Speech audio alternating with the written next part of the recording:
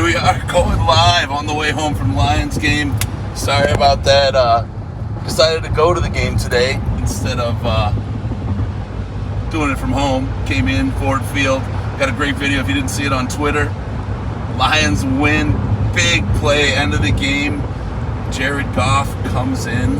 Looks a little bit like Matthew Stafford on the last drive. Marches down the field and brings home the first victory of the season for the Detroit Lions. My voice is about gone. It was absolutely fire. Big thanks to Sandman for hooking me up with the tickets, setting this up so I could fly to town. This is maybe one of the most memorable games, one of the best games I've ever been to in my life. Michigan winning yesterday was great, but this baby, this is why we love sports. This is what makes sports and what makes it something special for folks to join in, watch, and have fun with. My God, the crowd, it was sparse. It was the most lightly attended Lions game I think I've ever seen.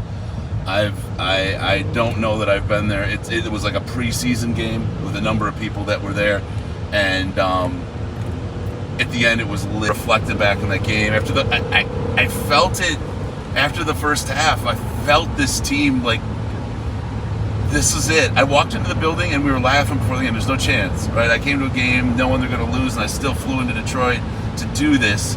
Yet here we are, and we're just going to have fun. I went with Tony Ortiz and Riz and Sandman. We had Miller's Burgers, the best burgers in the nation. Yesterday we went out and that was great. Today the game, saw Colin out at the game. Saw Q. Q came out for burgers too. Can't forget Q. Although he just had fries. He's a vegan. And then to the game today. But we're laughing beforehand about the, we don't expect to win. We just expect Lions, and it's what it is. And I was like, this is that kind of game, guys, where you come in, you don't expect a victory, and something weird happens. And I just started feeling it that first half. I could feel this team showing up with something different. Goff was throwing the ball. I mean, again, I got no film. We were talking and doing all the things you do in the stands, so I obviously need a rewatch, but the play calling seemed way better. There are some of the same mistakes, I get it, but maybe they're not mistakes when you look at holistically what happened out there on the field.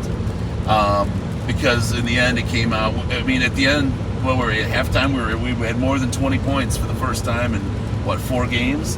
That was freaking amazing. It felt like something. You knew also, though, when the second half came, adjustments were going to happen from Minnesota. You knew that was going to go down, and you knew, as a Lions fan, that nothing's done, nothing's set up, nothing's perfect, nothing's in stone. In this first start of the second half, you saw it. They went out, 3 and out, just ugly play calls. Minnesota got the ball, but the boys were out there, and again, Dan Campbell has this team. I can't wait to see the recording of the post-game presser. Jerry, I saw him balling out early. He got hurt. He went and balled out. Look, I saw a couple people saying, "Oh yeah, I missed the play."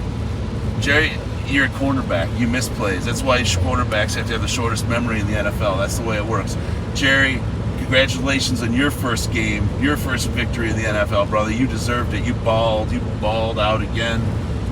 Jared Goff, congratulations, man. I got to give it to you. You pulled the team together and you got it done, and that's what we needed today. And good on you. Good on you. DeAndre Swift probably would have made all the difference in the world. Josh Reynolds definitely changed the way the field looked, the way they played.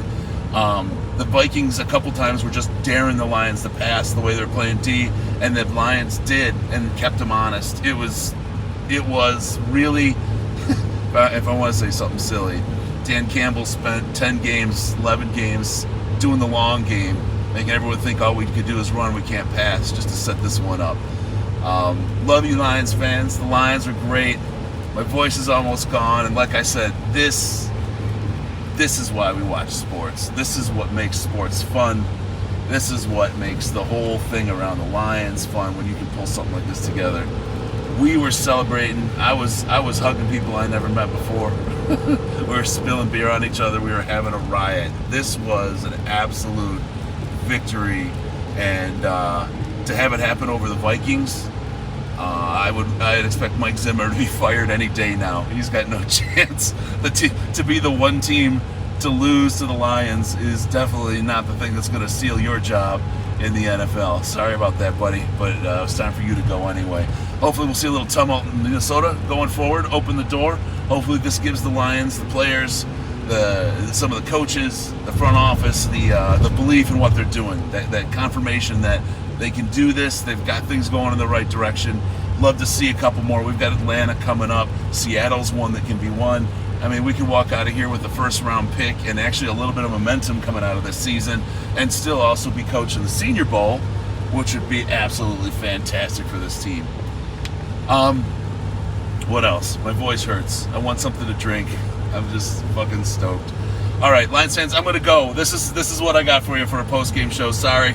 It's the drive home. I got to hit the place, get my luggage, get to the airport, and get home, go to work tomorrow. We will have our regular podcast this week. Tony Ortiz will join us again on Friday for our post-game show. Hit the super chat while you're here. What the hell? Why not? Give me a tank of gas. And we will again do the post-game show next week. I believe it's an away game at Denver, so that means we will have Sandman, and you can guarantee he and I will relive the experience. Maybe we'll get him on during the week too to relive this game. This was just fantastic. The feelings, I never thought just having a one-win season, 12 games in, my heart would be this full of joy as a Lions fan, but they did it. They pulled it together, and it was something really, really special. So congratulations, Dan Campbell, Brad Holmes, Sheila. You got one. You guys got one. To the guys on the team, congrats. You guys didn't give up. You stuck with it. You ground. You did the grind every day. And that's what it is. You came out with a victory, a well-deserved, hard-earned victory. And you guys all deserve to be commended for sticking to it and not giving up. So that's something. That's the seeds of something, boys and girls.